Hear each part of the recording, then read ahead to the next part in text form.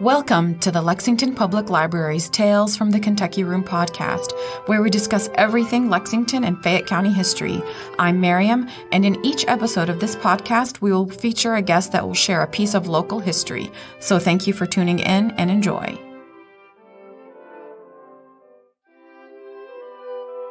Good day, everybody. Thank you for tuning in to our podcast. So today's podcast, we are chatting with Dr. Jonathan Coleman. He is the curator over at the Mary Todd Lincoln House. Dr. Coleman earned his PhD in history at the University of Kentucky in 2014. He is responsible for the maintenance and care of several Kentucky Mansions Preservation Foundation properties and collections.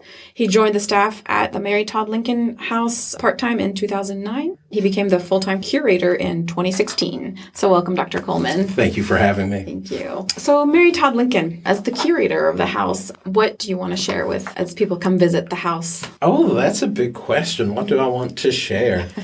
Mary Todd Lincoln is one of these great examples. She shows up in pop culture continually. Yes. You don't notice it until you start looking for it. She's everywhere. Yeah.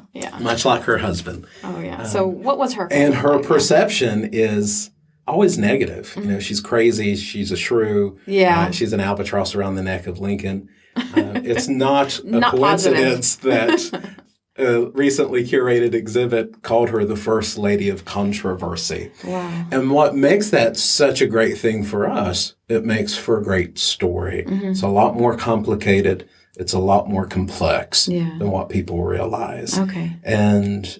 And that makes a visit to the Mary Todd Lincoln House a really fascinating one because you get to delve in deeper to this figure you know of, but you don't really know. Yeah. And she had such an important part in Abraham Lincoln's story and his history. And so I think that's another part of why people are so fascinated with her. And it was such a, turbulent time for our country. And so what was her family life like? Well, she was born here in Lexington in 1818, 200 years ago this year. It's a big year for us, the bicentennial. And she was born into a wealthy, well-connected political family. Okay. And so she was privileged. She was well-educated. She went to school for at least 10 years, maybe as many as 12, almost unheard of for a woman's education in her day. Interestingly enough, her grandfather, when he died, they did an estate inventory, including all of his books. And he had books like Mary Wollstonecraft's Vindication of the Rights of Women, sort of the first feminist text in English. And that's being read here in Lexington, by Mary's family. I think it says a lot about the Todds. Yeah. So she's well-educated. Her father owns several businesses, including a large cotton mill. He's a politician who goes around the country stumping for Henry Clay. They entertain important people in their home. And it's a totally different story than that of her future husband. Yeah. Of course, Lincoln was born family, here. Lincoln born here in Kentucky about an hour and a half away. But any home he would have lived in growing up would have been able to fit inside the dining room of Mary's house. Yeah. And even a larger difference, the Todds lived a privileged lifestyle, but that was all based upon the work of enslaved Black Kentuckians. Yeah. The Todds were enslavers. Yeah. So when Abraham Lincoln visited the Todd house, as he did several times over his life, he would have been waited on by people enslaved by his in-laws. Yeah. Her young life was very privileged. It was, How did they meet? How did Abraham Lincoln and Mary Todd Lincoln meet? Well, they met through a helpful sister. Okay. The eldest of the Todd kids, her name was Elizabeth. And she meets a lawyer here in town, a law student. His name was Ninian Edwards. He's going to Transylvania.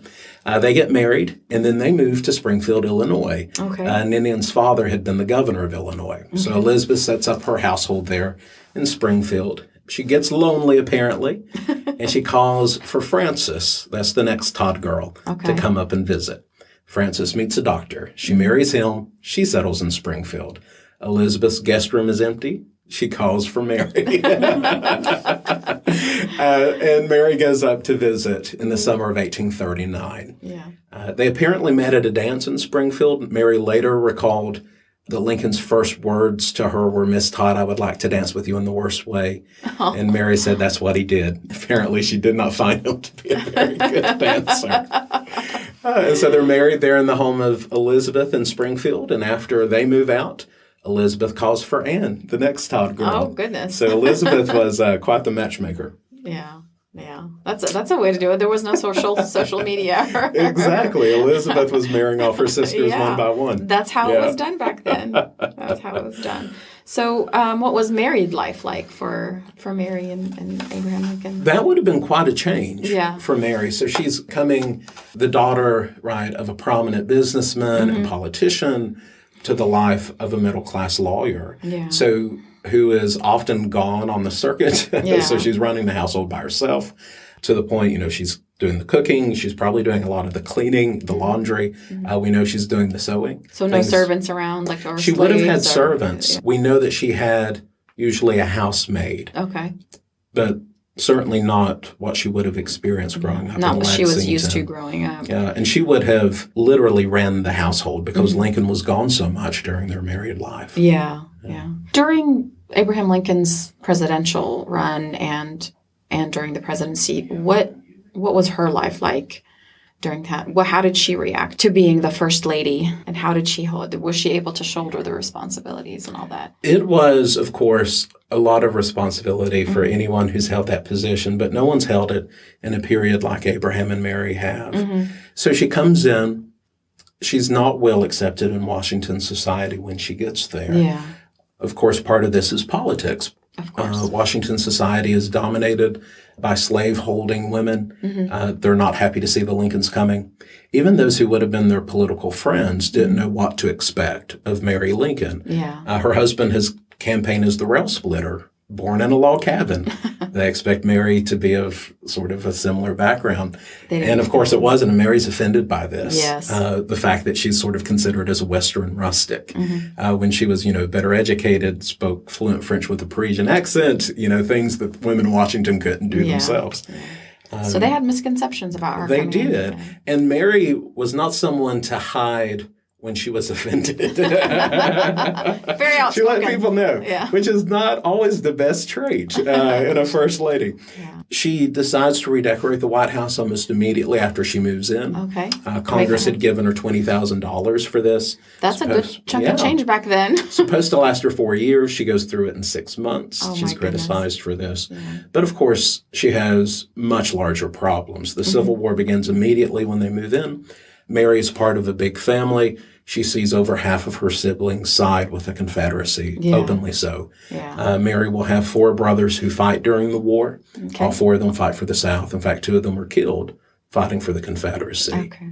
So Mary knew what Abraham Lincoln was talking about when he talked about a house divided. Yes. She saw it in her own house. Yeah. What was the White House like during Mary Todd Lincoln's time there? Hectic, busy, surrounded by soldiers.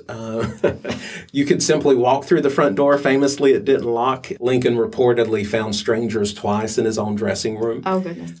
And Mary, in many ways, was kind of shut out. She was used to having influence on Lincoln, was used to sort of expressing her opinions. And when she moves to Washington, she's severely criticized for the fact that she often gives her thoughts on what she wants Lincoln to do. That was essentially unheard of back then for women to have an opinion, I guess. Yeah. And so even Lincoln's own secretaries call her the Hellcat. And then tragedy strikes. About a year into the first term, both of her youngest sons, Willie and Tad, get typhoid, probably contracted from the soldiers who were camped in Washington. Tad, he survives, but Willie doesn't. Willie dies in February of 1862. He's 11. Mary and Abraham are devastated by this. Mary takes to her bedroom for about a month, and according to one story, never goes back into the room where Willie had died. So she suffers a huge blow fairly early on. So she not only loses 2 of her brothers, she loses her son. Yeah. That's a lot of tragedy to deal with during a time of turbulence for Mary Todd Lincoln. Was she really crazy? Like That's a question we get all the time. Was Mary Lincoln crazy? Of course, those turbulent years in the White House end with the death of her husband. She's sitting right beside Lincoln. They're holding hands when he shot through the back of the head. His blood literally splatters on her. She goes to live 17 years after Lincoln's assassination. In 1871, she loses her son Tad shortly after his 18th birthday. He catches a cold. It develops into pleurisy and pneumonia. And so it's just Mary Lincoln and her eldest son, Robert. In 1875, Robert begins legal proceedings to have Mary declared insane. Okay. She's unaware that this is going on. She gets an hour's notice before she has to appear at court, and there she is declared insane by a jury. The next morning, she's taken off to an insane asylum outside of Chicago, and she'll be kept there for 4 months against her will. Wow. And her son did this? And her son did it. It is still one of the most hotly debated topics in Lincoln history, Mary's sanity. Mental health. Her And the only honest answer is we don't know the state of Mary's mental health in 1875. There are lots and lots of theories out there. Some historians say, oh, well, she's bipolar. Some historians say that she was on heavy medication. Some historians say Robert was an evil man, right? Who wanted his mom's money. The newest theory is that Mary suffered from pernicious anemia, which is a rather obscure disease. Wow. Interestingly enough, about 3 years ago, there was an episode of the show Downton Abbey dedicated to pernicious anemia. Someone gets it on that show. And then a year later, Mary Lincoln has pernicious anemia. It goes to show you it's a parlor game. We will never really know. We know a few things. We know Mary's having hallucinations. Okay. So there is some evidence of her mental health. Right. It's not, Mary says she's having them. She writes that this is the case. She attributes it to the medication she'd been given. We know, though, that she has enough clarity that she starts a letter writing campaign, especially to the first female lawyer in Illinois, her friend Myra Bradwell. And so she gets permission to go leave the insane asylum, go visit her sister Elizabeth in Springfield. And while she's with Elizabeth, she gathers her own lawyers together, she goes back to court, and she has herself declared competent. And so this all takes place in about a 12-month span. And then she leaves the country. She goes and lives in France by herself for the next 5 years. Yeah, that's incredible. And you said that Mary's family, sided with the Confederates, and most famously her sister Emily Helm and her husband. What was it like for them? Because at a time they did live with them in the White House. Right. So Emily Todd Helm was Mary's younger sister, and quite younger, 18 years younger. And in the 1850s, Emily actually lives with the Lincolns in Springfield before her marriage. Unlike her older sister, she doesn't meet a man there. She already has her eye on the governor's son of Kentucky. His name was Ben Hardin Helm. They're married in the 1850s. Lincoln really liked Ben. When the war broke out, he actually offered Ben a commission in the Union Army. But Ben declines. His sympathies are with the South. He joins the Confederate Army, becomes a general there, and he's killed in 1863. So Emily's widowed. She's about 25. She had followed her husband's army south. She's in Atlanta when Ben's killed. And she wants to return back to Kentucky to be with the Todds. But Kentucky's a Union state. For Emily to stay here, she has to take an oath of allegiance to the Union. And that's a problem for Emily. She doesn't want to do it. The soldiers, of course, know she's Lincoln's sister-in-law.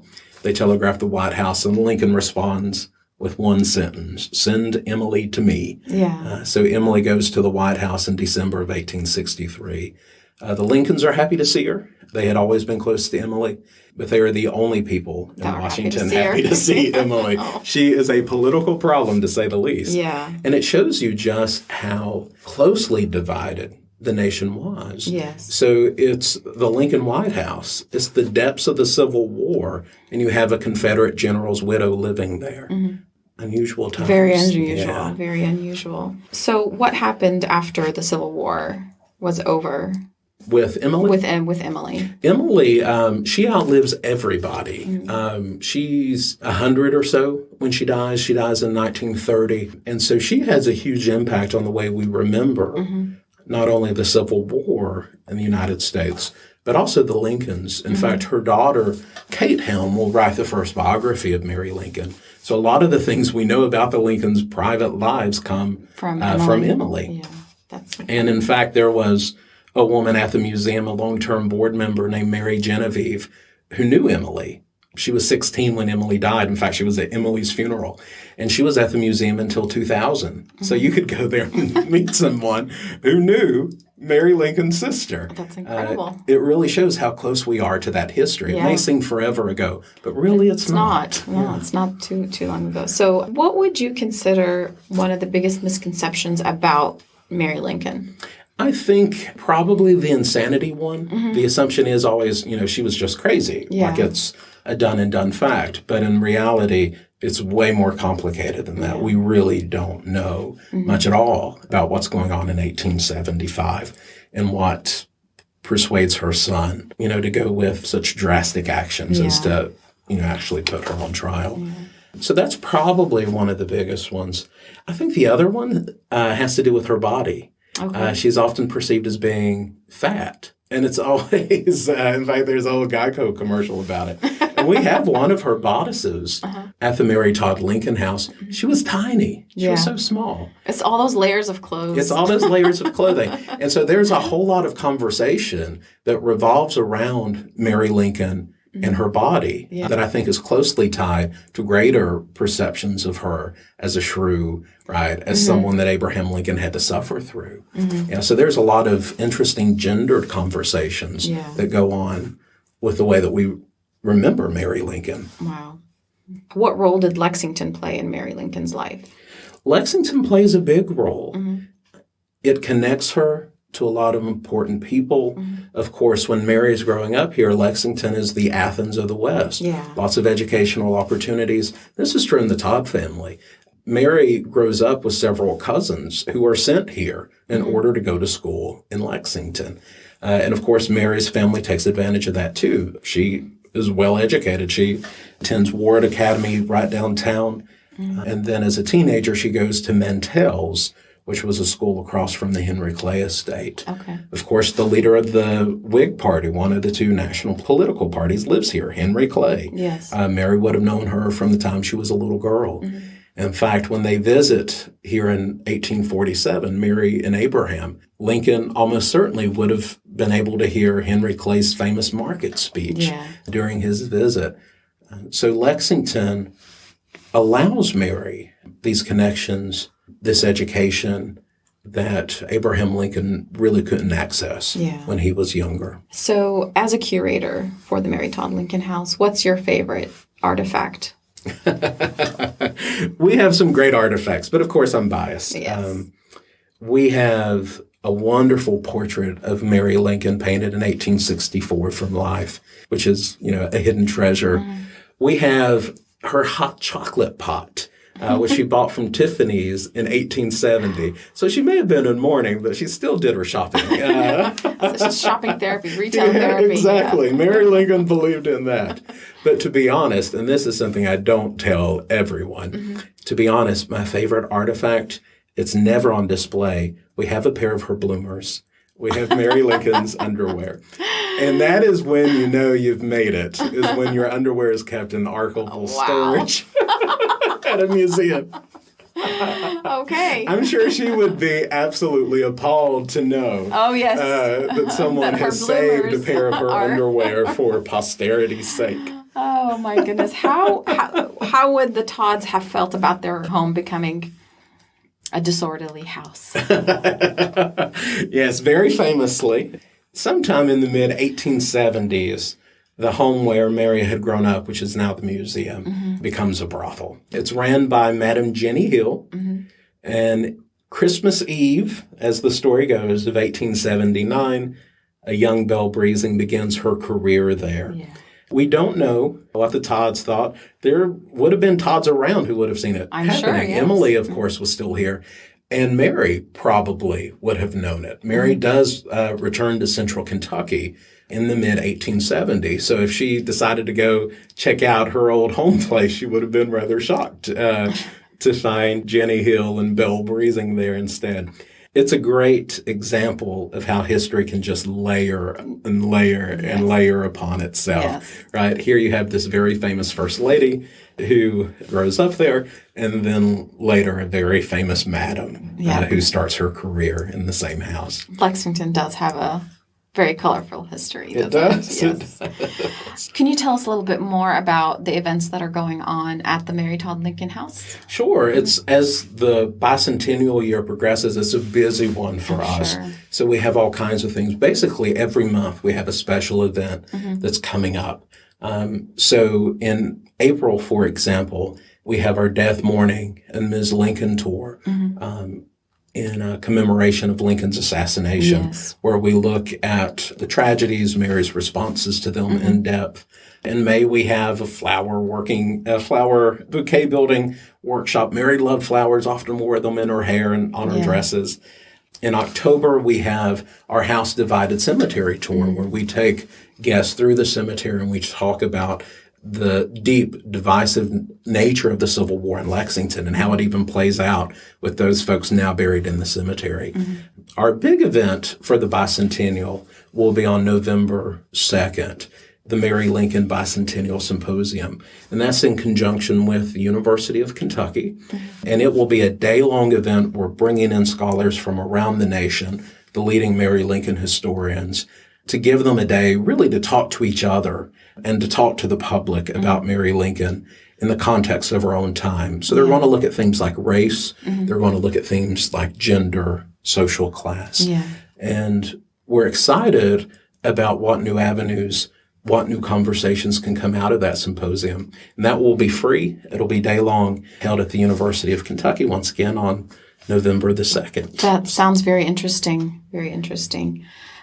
Is there anything else you wanted to share with us about Mary Todd Lincoln? Oh, well, come down to the museum. And for a very modest admission price, you'll get to go through the house and hear some more details about America's most fascinating First Lady. Yeah, she did have a very interesting life. The Mary Todd Lincoln House is incredible. It's a fun time to take the family to and learn a lot about Lexington and Mary Todd Lincoln and Abraham Lincoln as well. But she was a fascinating lady. She was. Thank you so much for your time, Dr. Coleman. Oh, thanks for having me. We appreciate having you here.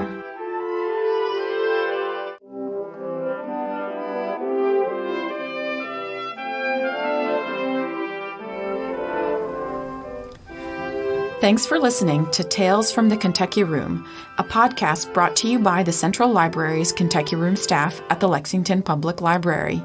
If you enjoyed listening, please take a minute to subscribe, rate, and review the podcast on Apple Podcasts and Stitcher.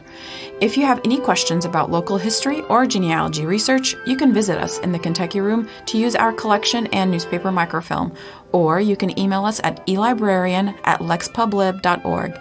That's elibrarian@lexpublib.org. I'm Mariam, and we'll be back with another trip down Lexington's memory lane.